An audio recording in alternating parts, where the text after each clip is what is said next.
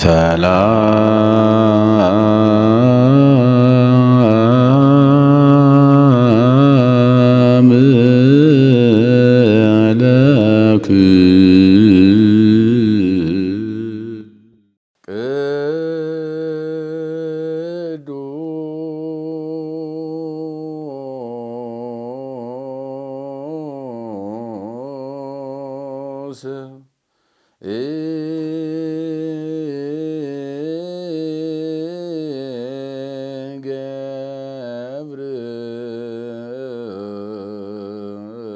ገብርኤል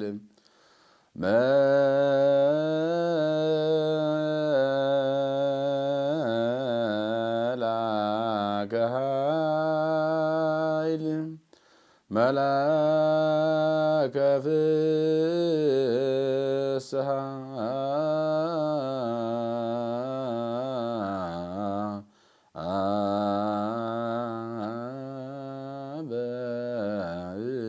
በእሳሱ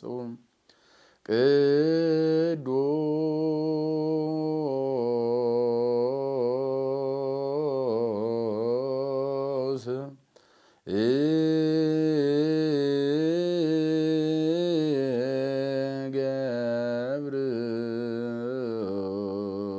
ገብርኤል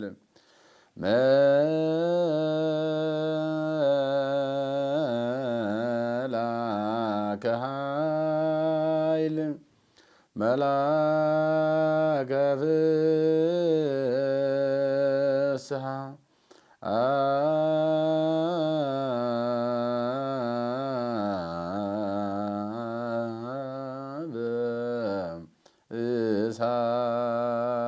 በእሳሱ ሰበካ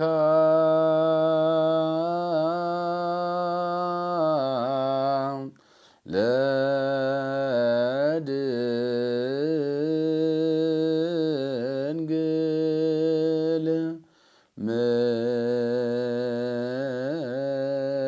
ምጽአቶ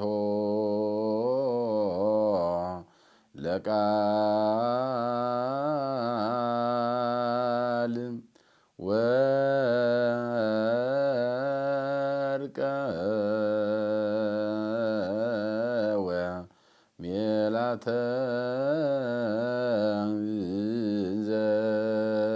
ዘትፈትም ሰበካ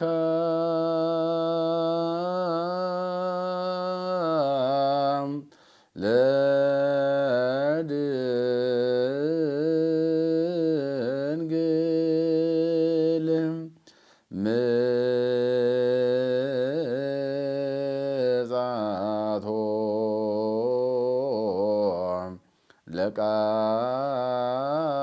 ለቃል ወርቀ ወሜላተ ዘትፈትም በስመ አብ ወወልድ ወመንፈስ ቅዱስ አሐዱ አምላክ። በመላው ዓለም የምትኖሩ የእግዚአብሔር ቤተሰቦች ሁላችሁም በያላችሁበት ጽንፈ ምድር እንደምን አላችሁ? እንደምን ሰነበታችሁ? እንደምን ከረማችሁ? እንኳን ለታላቁ መልአክ ለቅዱስ ገብርኤልና ለቅዱሳን አናንያ አዛርያ ሚሳኤል አባቶቻችን በዓል በሰላም አደረሳችሁ። እንደ እግዚአብሔር መልካም ፈቃድ ዛሬ የታኅሳስ 19 ቅዱስ ገብርኤልና ቅዱሳን አባቶቻችንን የምናስብበት ስለነሱም የምንነጋገርበት ዕለትና ልዩ የሆነ በዓል ነው። እንግዲህ በዚህ ላይ በተለየ ቅዱስ ገብርኤልና የተገለጠበት ክብሩ ተራዳይነቱ የተገለጠበት እንዴት ከመከራ የሰው ልጆች በመላኩ አማካኝነት እንደሚወጡ ሃይማኖተኛ ሰዎችን እንዴት መልአክ እንደሚረዳ የእግዚአብሔር መልአክ ሁሉ ጊዜ ስራው ቅዱሳንን መርዳት እንደሆነ በልዩ ሁኔታ የሚያስረዳ ነው። በተለይ በትንቢተ ዳንኤል ምዕራፍ 2 3 4 ስታነቡ በሰፊው በዚያ ላይ መረዳት ይቻላል ታሪኩን ማለት ነው። ነብዩ ዳንኤል ይህ ታሪክ የተፈጸመው በብሉይ ኪዳን ቅድመ ልደተ ክርስቶስ 420 ዓመት ዓለም ላይ ነው። የተፈጸመበትን ቦታ ያሆኖ ኢራቅ የምንለው ወይም በብሉይ ኪዳን ፋርስ ባቢሎን ብለን በአንዳንድ መጽሐፍ ላይ የምንጠቅሰው በአንዳንድ መጽሐፍ ላይ ከለዳውያን ምድር የምንለው በዘፍጥረት ከለዳውያን በነቢያት ደግሞ ፋርስ ባቢሎን በዳዊት አገላለጽ ደግሞ ተርሴስና ደስያት ብለን የምንጠራው የአሁኑ ኢራቅ በሚባለው ሀገር ላይ ናቡከደነጾር የተባለ ንጉስ በነበረበት ዘመን ህዝቡ ተማርከው የእስራኤል ህዝቦች ቤተ መቅደሱ ተቃጥሎ መጻሕፍት ተቃጥለው ቤተ መቅደስ ፈርሶ ኢየሩሳሌም ቅጥሮቿ ፈርሰው ህዝቡ ተማርኮ ፋርስ ባቢሎን በወረደበት ዘመን መጥፋዎች ታውጆባቸው ነበረ። በእርግጥ አናንያ አዛርያ ሚሳኤል የተባሉ ሶስት ልጆች እንደገና ደግሞ ነብዩ ዳንኤልም የነበረበት ዘመን ነው። በዚያ ዘመን በቤተ መንግስት ተወዳጅነት ሆነዋል።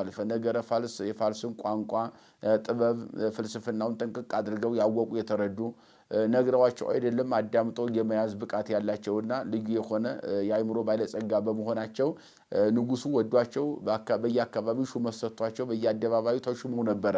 በዚህ ፋርስ ባቢሎናውያን በምቀኝነት ተነስተው እነሱን ለማጥፋት ክፉ ሴራ ወይም ክፉ ስራ ሰርተውባቸዋል። ንጉሱ ጋር ገብተው እነኚህ እኮ ላንተ አይገዙም፣ ላንተ የሚታዘዙ አይደሉም፣ አንተ ግን እነሱን ትሾማቸዋለህ ብለው ክፉ ስራ ሰርተውባቸዋል። ያንንም ንጉሱ ለኔ ይታዘዛሉ፣ ቅኖች ናቸው፣ ደግ ናቸው፣ ደግሞ የፋርስን ጥበብና ፍልስፍና ጠንቅቅ አድርገው ያወቁ ነግረዋቸው አስተምረዋቸው አይደለም ቀርተው አዳምጠው መያዝ የሚችሉ የአእምሮ ባለጸጋ እግዚአብሔር አእምሯቸውን የቃኘላቸው የቀደሰላቸው ትልልቅ ሰዎች ልጆች ናቸውና ሊከበሩ ይገባል። የሾምኳቸውም ከዚህ አንጻር ይታዘዙኛል አላቸው። አይታዘዙም። እንደማይታዘዙ በምን አውቃለሁ? እንደሚታዘዙን የማውቃቸው አላቸው። እንግዲህ ውስጥ አወስራና በሐቅለ ዱራን በሚባል ምድረ በዳ ላይ አቆምና በሱሳ ግን በአዋጅ አውጅ፣ ለዚህ ያልሰገደ ቤቱ ይበረበራል፣ ገንዘቡ ይቀማል፣ በእሳት ይጣላል፣ 49 ክንድ የሚነድ እሳት ውስጥ ይጣላል ብለህ አዋጅ አውጅና ያን ጊዜ አንተን ትእዛዝ እንደማይቀበሉና እንደማያከብሩ ታውቀዋለህ አሉት።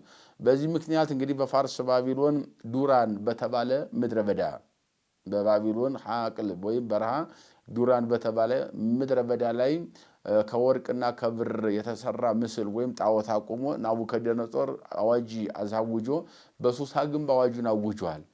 አዋጁም የሚለው ዘይሰገደ ለዚህ ምስል ይትበረበር ቤት ወይ ታይር ነው ዋዩ ለዚህ ቤት ለዚህ ምስል ጣዖት ያልሰገደ ቤቱ ይበረበራል፣ ገንዘቡ ይቀማል፣ አንገቱ ወይም እግሩ ይቆረጣል። ያም ካልሆነ ደግሞ እግሩ በሰንሰለት ታስሮ ይወዲው ውስጥ እቶነ እሳት ወደ እቶነ እሳት ይጥሉታል ወይም ይጣላል የሚል አዋጅ አሳውጆ ነበር። በዚያን ጊዜ እነኚህ ሶስቱ ልጆች ኦ ንጉስ ይንሰግድ ለዚህ ንጉስ ወይ ለዚህ ጣዖትኛ እንሰግድም ሀሎ ዘንሰግድ ሎቱ ዘፈጠረኪያ ከወዘኪያነ አንተንም እኛንም የፈጠረ አለ፣ እኛ ለሱ ነው የምንሰግደው፣ እሱም በሰማይ ይኖራል፣ ስሙም እግዚአብሔር ይባላል። የተባረከ ልዑል የሆነ ዓለማት ሳይፈጠሩ የነበር ዓለም ፈጥሮ ያለ ለዘላለም የሚኖር ፍጥረታት ሁሉ የሚያመሰግኑት የምስጋና ጌታ ባለቤት በባህሪው ምስጉን የሆነ ንጉሠ ነገሥት የሆነ ሁሉን የሚገዛ ሁሉን የሚያሳልፍ ህልፈት የሌለበት አምላካችን አለ፣ ለሱ እንሰግዳለን ብለው መልስ ሰጥተዋል። ከዚያም በኋላ አዋጅ የንጉሥ አዋጅ ታውጇልና በአዋጁ መሰረት እሳቱ ሲጣሉ ተብሎ እሳት ውስጥ እንዲጣሉ ተፈርዶባቸዋል። እግራቸውን በሰንሰለት አስረው እንደ ወኮነ ነበልባሉ በእመት 40 ወተሳተ በትርጓሜ ሊቃውንት መጽሐፈ አዛርያን ሲተረጉሙ 49 ክንድ ወደ ላይ እሳቱ ይዘል ነበር ነበልባሉ ይላል። ያ በምን ይታወቃል ቢሉ 49 ክንድ የሚሆን ርዝመት ያለው ዛፍ ነበረ እዚያው በባቢሎን በእሳቱ አጠገብ። ያ ከስሩ ጀምሮ እስከ ላይ ድረስ በአንድ ጊዜ ነበልባሉ ላይ ዛፉን ጫፉን በልቶት ታይቷልና 49 ክንድ መሆኑ ነበልባሉ በዚያ ታውቋል ነው። እሳት ውስጥ ተጥለው በነበረበት ሰዓት ግን ሰንሰለቱን እየቆራረጠ እጅና እግራቸው የታሰረውን ሰንሰለት እየቆራረጠ ከራሳቸው ጠጉር ግን አንዱ ሳይጠቁር አንዱ ሳይቃጠል በእሳት ውስጥ መመላለሳቸው ወረደ መልአከ እግዚአብሔር ዘስሙ ገብርኤል ወኮነ ራባየ ገጸ ምስለ ሰለስቱ ደቂቅ አናንያ አዛርያ ወሚሳኤል ውስተ እቶነ እሳት። አራተኛ ሆኖ ከሶስቱ ልጆች ጋር አናንያ አዛርያ ሚሳኤል ጋር ሰማይ ወርዶ ቅዱስ ገብርኤል በእሳቱ መካከል አራተኛ ሆኖ መቆሙ ወራቡስ ይመስል ከመወልደ እግዚአብሔር አራተኛው እግዚአብሔር ልጅ የሚመስል በእሳቱ መካከል የቆመ አራተኛው ማን ነው ብሎ ናቡከደነጾር በሰገነት በቤተ መንግስት ሆኖ ነበልባል እሳቱን እንዲያላቃጥላቸው ሰንሰለቱን እየቆረረጠ እነሱን እንዲያልነካቸው ያንን ተመልክቶ አራተኛው ማን ነው ብሎ መደነቁንና መጠየቁን በአንጻሩ እንደገና ነሲኦ በትረ መስቀል በእደሁ መልአኩ ሲመጣ የብርሃን መስቀል በእጁ ይዞ ነበር። ወዘበጦ ለነበልባል እሳት በውቱ በትረ መስቀል በያዘው የብርሃን መስቀል ወይም በትረ መስቀል ሲነካው ነበልባል እሳቱ 49 ክንድ የሚነደው እሳት ወኮነ ከመማይ ቆሪር ዘጊዜ ጽባህ እንደ ጧት የቀዘቀዘ ውሃ ሆነላቸው ይላል። እነ ፍቱሃኒሆሙ ያንሶሱ ሰለስቱ ደቂቅ ውስተ እቶነ እሳት እንዘይብሉ ብሩክ እግዚአብሔር የአባቶቻችን አምላክ የተባረከ ነው ብሩክ ነው አምላከ አበዊነ አምላከ እስራኤል አምላከ ቅዱሳን የቅዱሳን የእስራኤል አምላክ የአባቶቻችን አብርሃም የይስሐቅ የያዕቆብ አምላክ የተባረከ ነው ብሩክ ነው ምስጋና ይገባዋል እያሉ ወተነበዩ ሰደስተ ጊዜያተ ላጠይቆም ድረስ 600 ዓመት የተወለደ ክርስቶስ 6 ጊዜ ብሩክ እያሉ አመሰግኗል። የመጀመሪያው ክፍል 6 ነው። 6 ጊዜ መሆኑ ላጠይቆም ድረስ 600 ዓመት የተወለደ ክርስቶስ 5000 ዘመን አልቆ በ6ኛው ሺህ ክፍለ ዘመን መካከል ላይ ክርስቶስ ሰው ሆኖ ዓለምን ለማዳን እግዚአብሔር ሰው እንደሚሆን ይህን ለማጠየቅ ነው ብለው ይህን አመስግነዋል። በሁለተኛ ደረጃ ወተነበዩ 33 ጊዜያት እንዘይብሉ ይትባረክ እግዚአብሔር አምላክ አበዊነ ስቡኒ ውእቱ ወሉኒ ውእቱ ለዓለም የአባቶቻችን አምላክ የተባረከ ነው ምስጉን ነው ዛሬም ዘወትርም ለዘላለም እያሉ 33 ጊዜ በኋላ እንደገና መስግነውታል።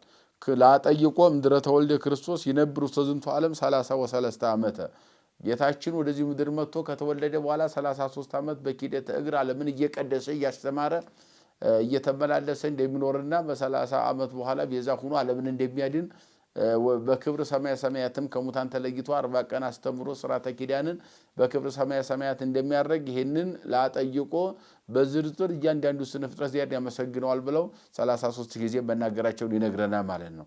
አጠቃላይ ይሄንን ባል ስንመለከተው የቅዱሳን መላእክት ተራዳይነት እግዚአብሔር ደግሞ ቅዱሳን መላእክትን ለሰው ልጆች እንደሚልክ ነገር እግዚአብሔር በሰፊው የሚተነተንበት የሚረቀቅበት የሚተረጎምበት ይሄ የእግዚአብሔር ቸርነት አብዝቶ የሚነገርበት የሚተረጎምበትና የሚነገርበት እንደገና ደግሞ የቅዱሳን መላእክት ፈጣን ተራዳይነት እንደዚህ ለእግዚአብሔር የታመኑ ሰዎችን ቅዱሳን መላእክት ቸል እንደማይሉ ስራቸው እነሱን መርዳትና እነሱን ማበርታት የነደደ እሳትን ወደ ቀዘቀዘ ውሃ መቀየር በብርሃን መስቀል እሳትን እየባረኩም ሰንሰለትን እሳት እንዲቆራረጥ የራስ ጠጉር እንዳይበላ ፈቃድ አለመስጠትና ፈቃድ መስጠት እነኚህ ሁለት መሰረታዊ ነገሮችን በሰፊው የሚተነተን ሲሆን በሶስተኛ ደረጃ በዚህ ቀን የቅዱሳን በዓል የሚከበርበት የቅዱሳን ጽናት ተጋድሎ ወይም የተጋድሏቸው ጽናት ማለትም እሳት 49 ክንድ አይደለም ቀርቶ በጣም ያስጨንቃል። አንድ ፍም እሳት እንኳን አይቶ ያንን ለመርገጥ የሚደፍር ሰው የለም። 49 ክንድ የሚነድ ነበልባል እሳት እንደውም ወኮነ ነበልባሉ ዋዋይውም ነበልባሉ ለለያነድዱ እሳት ይሄ ቀለም ጼዳ ወይም ቁልቋል የተለያየ እሳቱን የሚያበረታታ ነገር እንጨት የሚጨምሩ ሰዎችን የባቢሎን ሕዝብ ጠቅላላ ሲያቃጥላቸው እነሱን ግን የራሳቸውን ጠጉር ሳይነካቸው መቅረቱና ቅዱሳን ሰዎች በጽኑ ተጋድሏቸው እሳትን ድል ማድረግ እንደሚችሉ ይህንን የምንረዳበት ጊዜና ሰዓት ነው ማለት ነው። እንግዲህ በአጠቃላይ እኛም በሃይማኖታችን እንድንጠነክር ከነኛ አባቶቻችን በዚያን ዘመን ከነበሩ ህፃናት በቅድስና ደግሞ ለሁሉ አባት የሆኑ የእግዚአብሔር ቸርነትና የመላኩ ትድግና የተገለጠባቸው ሶስቱ ልጆችን ከነሱም እኛም በሃይማኖት መጽናት በሃይማኖት የምንጸና ከሆነ እግዚአብሔር መላኩን እንደሚልክ እግዚአብሔር በረዴት እንደማይለየን የእግዚአብሔር ቸርነት ከኛ ጋር እንደሚሆን እሳቱንም ነበልባሉንም ውሃውንም ጨለማውንም እስሩንም ሁሉንም ነገር ማለፍ እንደምንችል ለሃይማኖታችን ጽናት ይሆን ዘንድ የቅዱሳን አባቶቻችን ታሪክ ይተረካል። ከዚህም የምንማረው ይህንን ነው ማለት ነው። የአባቶቻችን በረከት በእኛ ላይ ይደርብን፣ የመላኩ ተራዳይነት አይለየን፣ የእግዚአብሔር ቸርነት የእመቤታችን አማላጅነት ከእኛ ጋር ይሁን። ይቆየን።